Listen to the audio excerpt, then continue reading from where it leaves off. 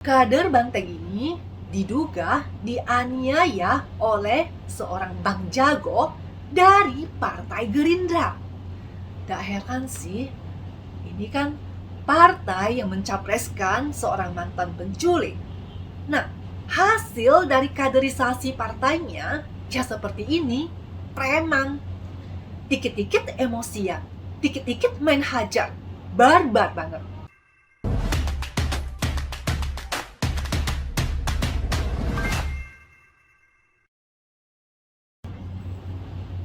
Bertemu lagi dengan saya, Yanti. Pada kesempatan ini, kita akan membahas suhu politik yang kian hari kian memanas menjelang Pilpres dan Pileg 2024. Nah, kita harus waspada ya, karena kejadian-kejadian sepele itu bisa memicu konflik dan perselisihan di masyarakat. Bahkan, memasang bendera partai politik di lingkungan tempat tinggal aja itu bisa berakhir dengan terkulai lemas di rumah sakit dan dengan wajah yang lebam. Loh, gak bahaya tak? Masa sih gegara pasang bendera aja bisa menjadi korban penganiayaan? Iya benar, ini baru aja dialami oleh seorang kader PDI Perjuangan yang berada di Semarang. Dia bernama Suparjianto yang merupakan warga Jalan Cumi-Cumi, Kelurahan Bandar Harjo. Nah, kader Banteng ini diduga dianiaya oleh seorang Bang Jago dari Partai Gerindra. Tak heran sih, ini kan partai yang mencapreskan seorang mantan penculik. Nah, hasil dari kaderisasi partainya ya seperti ini, preman. Dikit-dikit emosian, dikit-dikit main hajar, barbar banget. Emangnya zaman Orba? Nah, aksi premanisme tersebut ini diduga dilakukan oleh orang yang bernama Joko Santoso. Dia ini menjabat sebagai ketua DPC Gerindra Semarang. Nah, insiden tersebut terjadi di hari Jumat tanggal 8 September. Berawal dari kader PDI Perjuangan yang memasang bendera partainya yang memang kebetulan dekat dengan kediaman Joko Santoso. Tapi itu juga bukan dengan sengaja mau memancing emosi si pelaku, karena melihat ada bendera PDI Perjuangan yang terpasang di dekat rumahnya, Joko Santoso itu merasa kesal. Tersurutlah emosinya, berasa tidak terima kalau ada bendera partai lain yang terpasang di dekat rumahnya. Mungkin dalam pikirannya, karena dia merasa seorang anggota dewan, jadi dia menganggap kelurahan tempat tinggalnya itu adalah kandang partainya, wilayah kekuasaannya.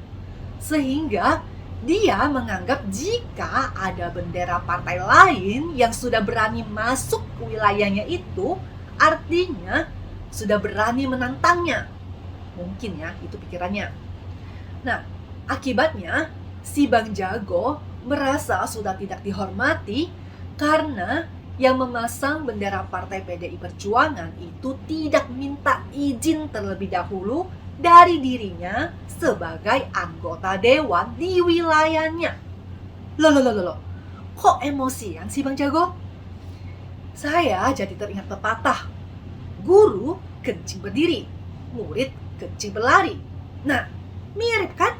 Ini mirip banget dengan bosnya yang dikit-dikit emosian, suka gebrak-gebrak meja, dan lempar HP. Nah, emangnya si Bang Jago itu Pak Lurah atau Ketua RT ya? Jangan mentang-mentang lah kalau kamu itu seorang anggota dewan, terus sudah merasa punya kuasa melebihi lurah atau ketua RT, yang kalau ada acara atau kegiatan apapun, mesti lapor terlebih dahulu dengan kamu.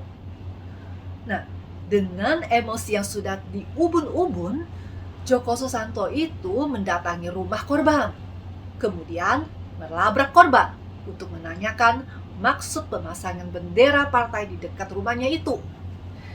Karena dia tidak mendapatkan jawaban yang memuaskan, maka si pelaku diduga memukul korban di bagian wajahnya. Namun, si Bang Jago membuat pernyataan di depan media kalau dia membantah sudah memukul korban. Dia mengaku hanya melakukan intimidasi dan hanya mendorong korban. Si Bang Jago malah mengaku bingung, kok bisa ada luka lebam di wajah korban? Itu datanya dari mana?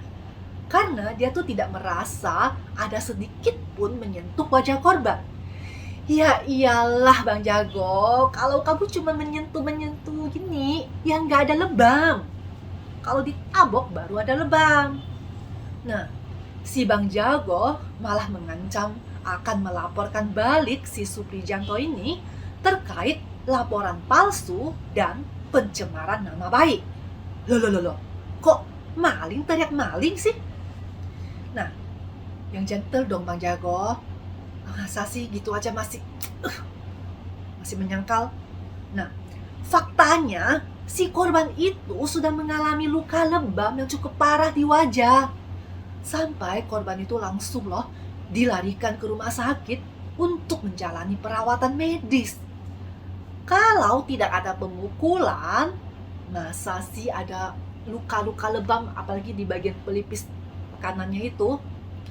Emangnya lu pikir si Ratna Sarumpait yang wajahnya itu bisa lebam padahal bukan dipukul? Itu pun karena dia melakukan operasi plastik. Nah, kalau si korban Suparjianto ini kan jelas tak mungkin dia melakukan operasi plastik seperti Ratna Sarumpait.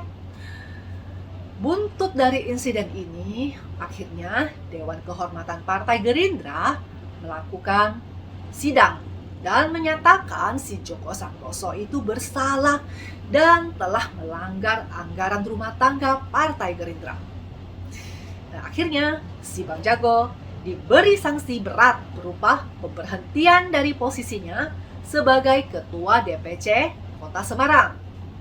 Jadi, yang dicopot itu hanya jabatannya ya, bukan status keanggotaannya sebagai kader Gerindra. Nah, selanjutnya kita cukup duduk manis. Kita menunggu proses hukum kasus dugaan penganiayaan yang diduga dilakukan oleh Djoko Santoso. Semoga para banteng PDI Perjuangan bisa tetap kompak ya. Tetap jaga situasi politik agar tetap kondusif, tidak bersikap reaktif, dan kita semua beri ruang untuk berlangsungnya proses hukum. Dan jika terbukti bersalah, maka hukum seberat-beratnya si Djoko Santoso. Agar kedepannya itu tidak ada lagi Bang Jago yang bersikap arogan di masyarakat.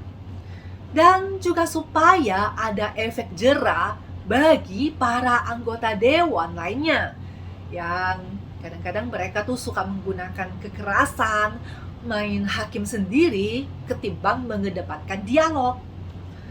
Berpolitik itu harus mengedepankan etika, bukan malah sebaliknya, mundur ke era barbar dan pemaksaan kehendak. Oke, saya rasa sampai di sini dulu ya. Terima kasih sudah menemani saya, Yanti, berbicara politik di Siwot TV. Gerak cepat, Indonesia maju.